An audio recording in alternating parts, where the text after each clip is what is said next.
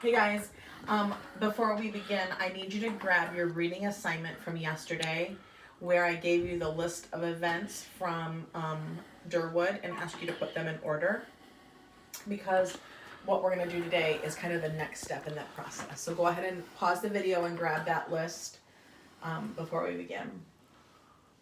Okay, so on the bottom of that paper, I want you to draw this diagram.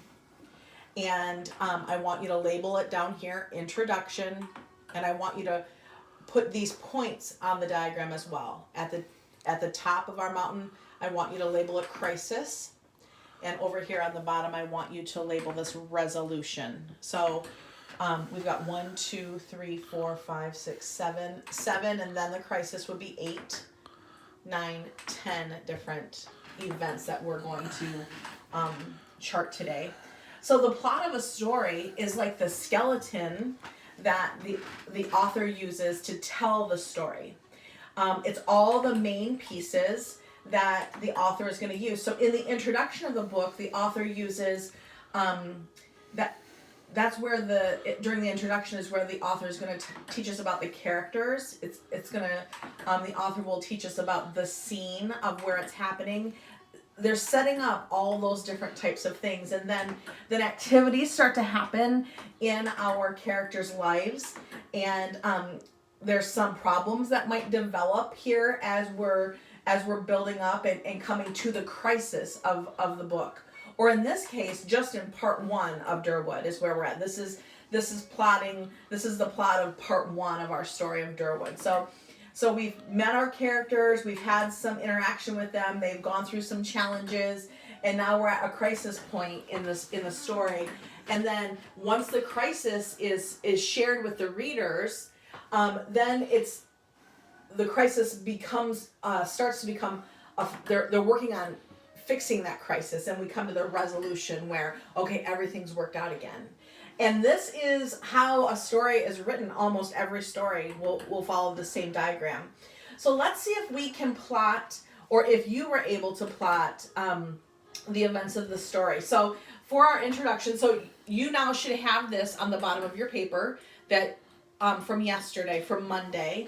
And now I don't want you to erase any of the work that you've done, but I'm going to show you what should have been in each of these spots. And so the bottom of your page should look exactly like this board when we're done. Okay, here we go. So the introduction, this first piece right here is C, that Penny visits the button factory and is scolded by the tour guide. You should have had that as number 1. If not, no big deal. We're just working on this together. And then the next event is E. Penny and Jack agree to shine shoes and watch the mattress store for Sergeant McKenna. The next event is B, where Freddie's bed gets broken during that chapter. That was a good one. The next event is letter A, and that is that Penny and Jack check their mattress store for prices, and Jack overhears the smugglers' conversation. So CEBA, and then we come to D. And D is this: Penny and Jack capture a mattress but find nothing. Okay. The next step in our story was actually F.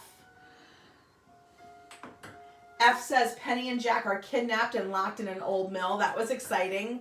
And then H, Penny and Jack meet Tom Thumb. Then the crisis in this part, in part 1 of our story, is I. Penny and Jack run for their lives as they try to escape from the mill and the mattress smugglers. And then once the crisis is reached, we come here eventually to get to our resolution. So the next stop on our journey of our plot is G. Penny and Jack call the police and their family to rescue them. And then the resolution in this first part of our story is J. The mystery is solved. Okay. That is how the plot of section 1 folds out. Let's see what happens in our story in section 2. Have a great afternoon.